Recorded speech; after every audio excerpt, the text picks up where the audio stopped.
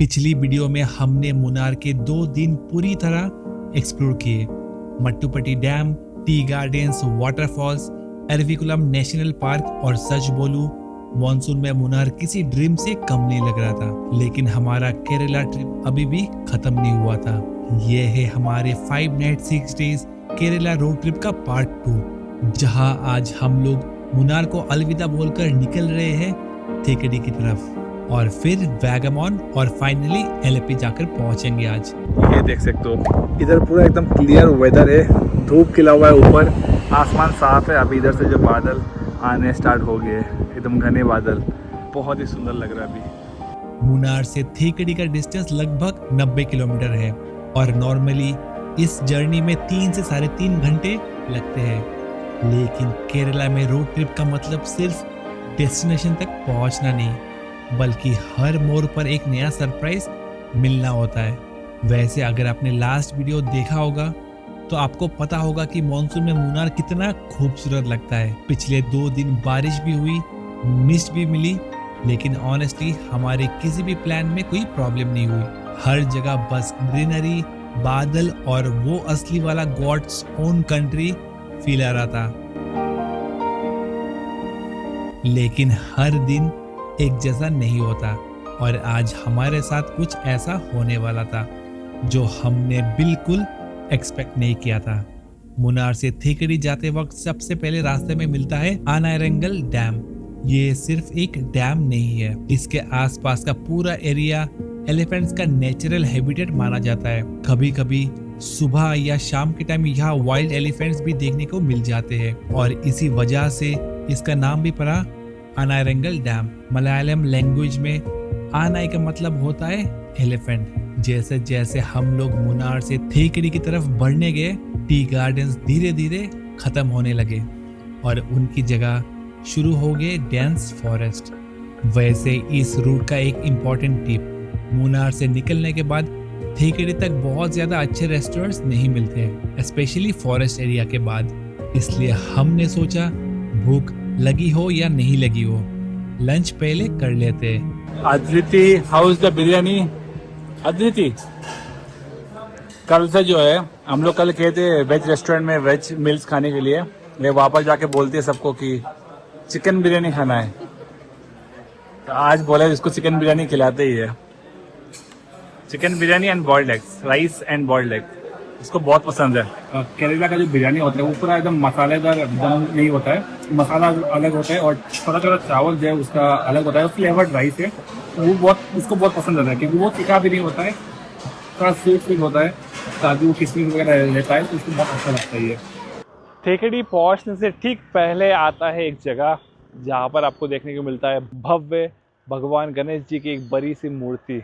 Last time जब हम लोग आए थे यहाँ पर तो बारिश हो रहा था बहुत तेज, तो हम लोग रुक नहीं पाए, यहाँ पर नीचे उतर नहीं पाए, लेकिन इस बार देखो मौसम अच्छा है। जैसे जैसे थेकड़ी पास आता है वैसे वैसे हवा में एक अलग सी स्मेल आनी शुरू हो जाती है और वो स्मेल होती है इलायची, पेपर, सिनेमन और भी बहुत सारे मसालों की, क्योंकि आप इंडिया के सबसे बड़े स्पाइस ग्रोइंग रीजन में एंटर कर रहे होते हो। तो पीछे जो है ये सारे पेड़ जो है ये सब इलायची के पेड़ है। इलायची को जो है क्वीन ऑफ मसाला कहा जाता है, क्वीन ऑफ स्पाइसेस बेसिकली। और देख लो ये सारे जो है इलायची के पेड़, यहाँ पर पूरे हर एक जगह पर जो है आपको बहुत ज़्यादा जो है स्पाइसेस दिखेंगे। यहाँ पर फार्मिंग होती है यहाँ पर, और थेकड़ी बहुत फेमस है स्पाइसेस के लिए, तो आप जो वहाँ से मसाले भी खरीद सकते हो। यहाँ पर नीचे मुझे दिख रहा है छोटे छोटे ग्रीन कलर के जो है यहाँ पर लगे हैं, एकदम अभी नया नया जो है, तो वो बाद में जाकर जो है पूरा प्रॉपर्ली बनता है इलायची। देख सकते हो अभी बहुत सारे यहाँ पर नीचे नीचे लगता है, पूरा एकदम हर एक पेड़ के नीचे नीचे। यहाँ के स्पाइसेस के लिए अरब ट्रेडर्स, पोर्तुगीज, डच और ब्रिटिशर्स तक भी इंडिया आए थे। लगभग शाम के 5 बजे हम लोग जाकर फाइनली पहुंच गए थेकड़ी और होटल जाने से पहले सीधा निकल पड़े एलिफेंट जंक्शन। थेकड़ी में 2 पॉपुलर एलिफेंट पार्क्स हैं जहां आप elephant ride, elephant feeding, elephant bath और एलिफेंट शावर जैसी एक्टिविटीज कर सकते हो। अंदर घुसते ही जो है एलिफेंट दिख गया अदिति को। एलिफेंट सी, वैसे एलिफेंट शावर सिर्फ 2 टाइमिंग्स में होता है, सुबह 8 से 11 और शाम को 3 से 5 बजे तक ही। हम लोग भी सोच रहे थे चलो एलिफेंट राइड करते हैं, लेकिन तभी अदिति बोलती है कि पापा एलिफेंट को दर्द होगा। सच कहूँ, एक सेकंड के लिए हम दोनों चुप हो गए। उसकी बात सुनकर हमने डिसाइड किया नहीं, राइड नहीं करेंगे। वीडियो रिकॉर्ड नहीं कर पाए, लेकिन कभी कभी बच्चे हमें भी कुछ सिखा देते हैं। तो Tata elephant, Tata elephant, Tata. Elephant चला गया।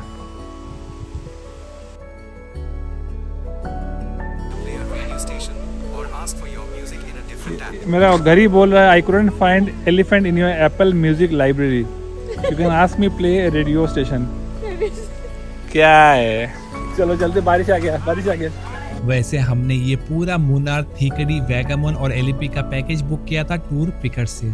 अगर आप भी केरला का ट्रिप प्लान कर रहे हो तो इनका कॉन्टेक्ट डिस्क्रिप्शन में दिया हुआ है। हमारे पैकेज का 2 लोगों का कॉस्ट अप्रोक्सीमेटली इतना आया था।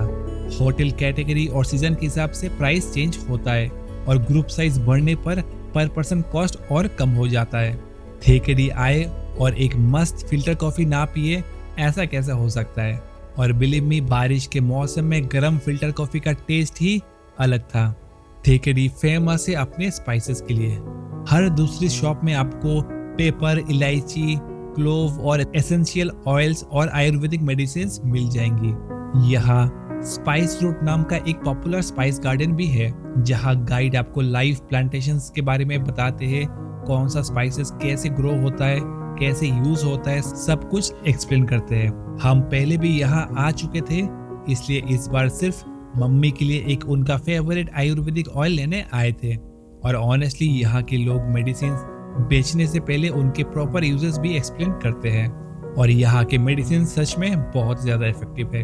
लास्ट 5 साल से मेरी मम्मी यहाँ का एक ऑयल यूज कर रही है अपने लेग पेन की प्रॉब्लम के लिए, जो अभी भी बहुत ही अच्छा रिजल्ट उनको मिल रहा है। शाम का सबसे एक्साइटिंग एक्सपीरियंस था कलरीपाइट 2। अगर आप नहीं जानते तो कलरीपाइट 2 को दुनिया के ओल्डेस्ट मार्शल आर्ट्स में से एक माना जाता है। ये एक्सपीरियंस आपको लाइफ टाइम याद रहेगा, बहुत ही अमेजिंग लगता है देखने में। उसके बाद स्टार्ट हुआ केरला का वर्ल्ड फेमस कथकली शो।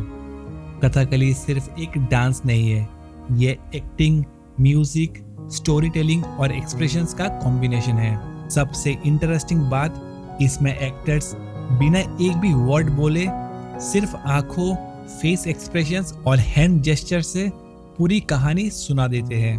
ये भी एक बहुत ही यूनिक एक्सपीरियंस है आप जब भी केरला आते हो तो।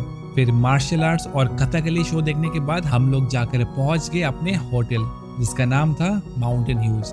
कल सुबह हमारा प्लान था थीकडी की सबसे फेमस एक्टिविटी पेरियार लेक में बोटिंग, लेकिन यहीं से हमारी ट्रिप का मूड बदलने वाला था।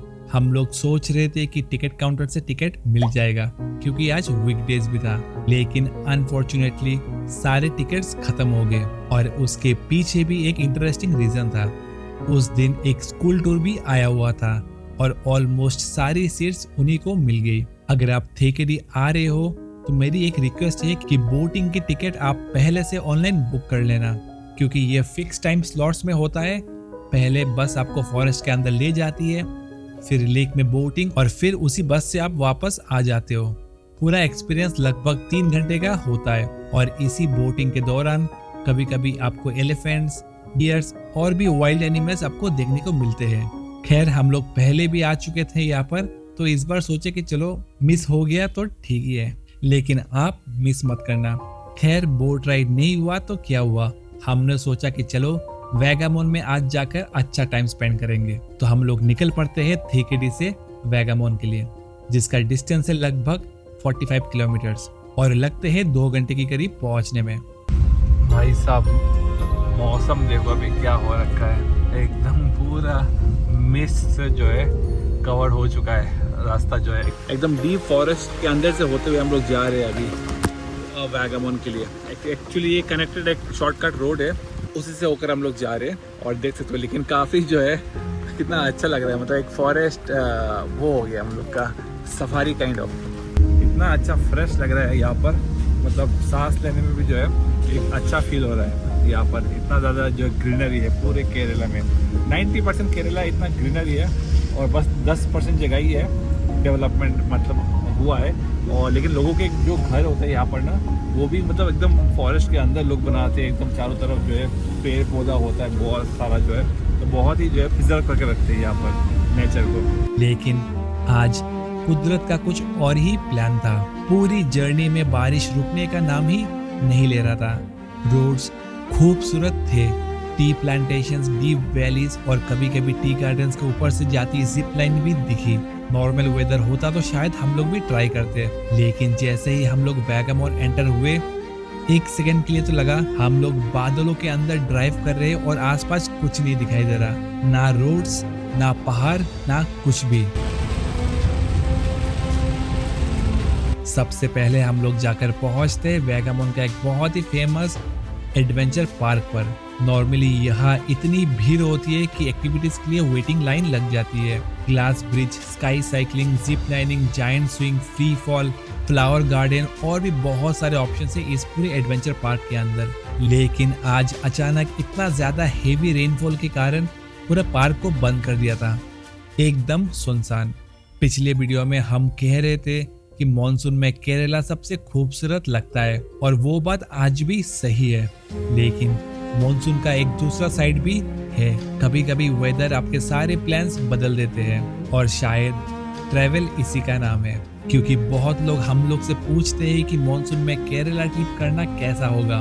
मैं तो कहूँगा आप जरूर करिए, आपको अच्छा ही लगने वाला है। हाँ, वेदर का कोई गारंटी नहीं, कभी बारिश हो सकता है, लेकिन कभी घूमने लायक साफ भी हो सकता है, लेकिन वो आपके ऊपर है कि आपको बारिश कैसा लगता है। सो के उठी है, क्या मस्त वेदर है, देखो अदिति।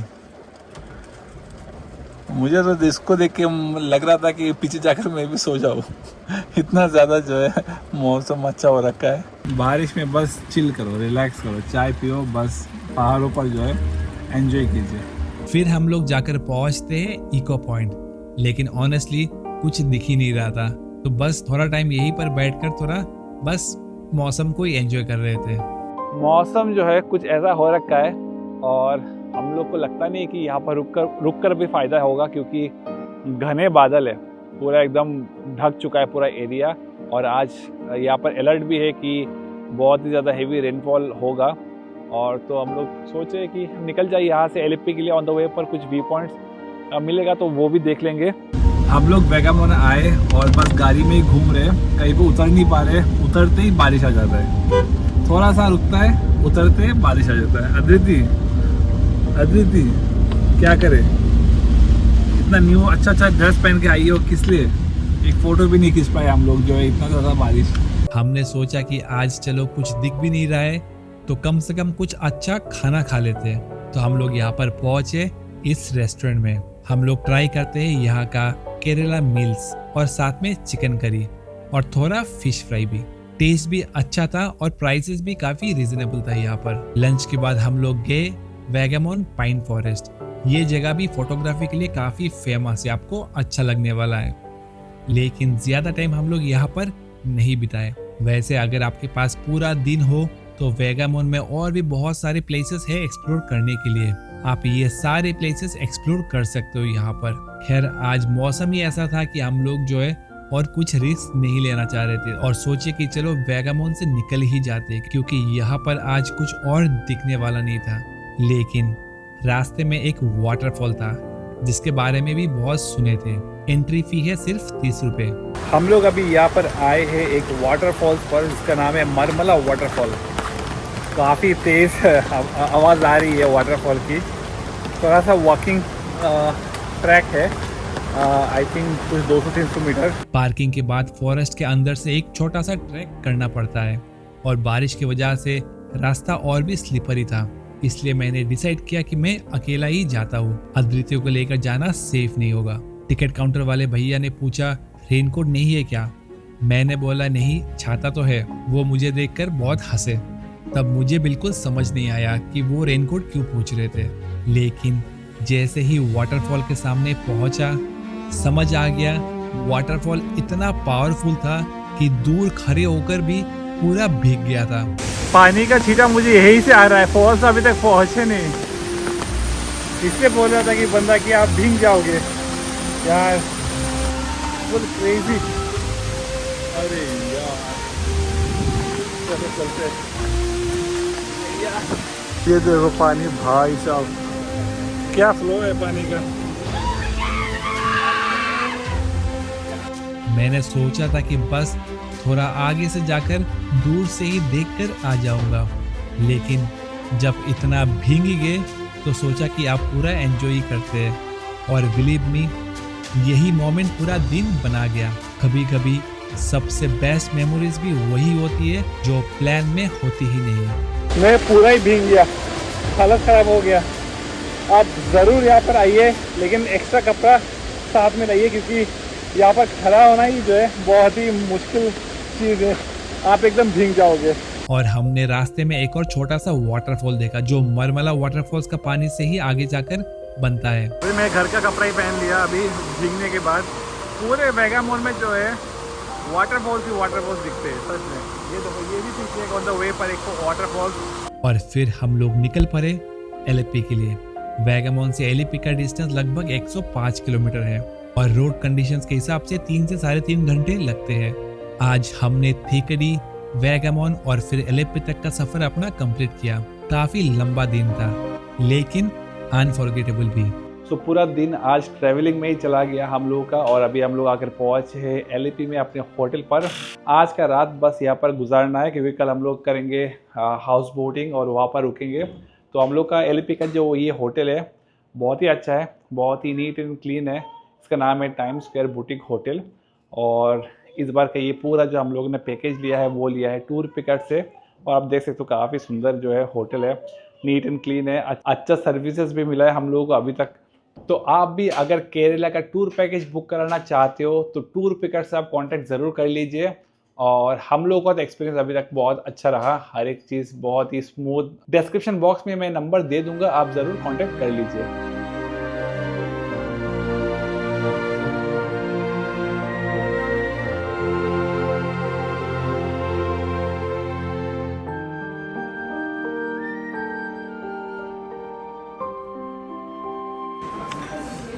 इसको देखो,